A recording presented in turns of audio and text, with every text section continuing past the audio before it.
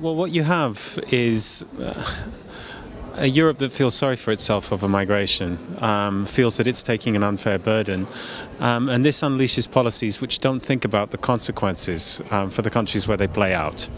So in Europe, we were told that European policies were going to reduce sea crossings and help to stabilize Libya. I think looking at the conditions in Libya today, it's safe to say that while the sea crossings have been reduced, the conditions in Libya have not been stabilized, and we're no closer to stability in Libya than we've ever been. And if anything, we're now in a position where this narrative that Libya is hell is even being used as a way to dissuade further migration coming through Libya. So unfortunately, whereas the starting point for Europe was that we would stabilize Libya and we would reduce migration, we're now in a position where some European leaders are satisfied that migration is reduced and actually may seem that their own interests are served by Libya continuing to be extremely unstable. Well, I'm just back from Niger.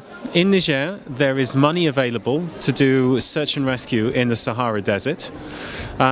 Now, the only difference between search and rescue in the Sahara and search and rescue in the Mediterranean is that when people are rescued in the Mediterranean, they're brought north to Europe.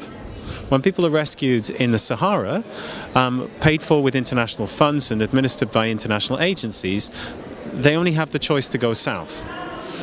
We don't have a problem, therefore, with the idea of government agencies, NGOs running rescue operations. What we have a problem with is the northward migration. The thing that's in common in all of this is that the ultimate agenda is to reduce African migration into Europe.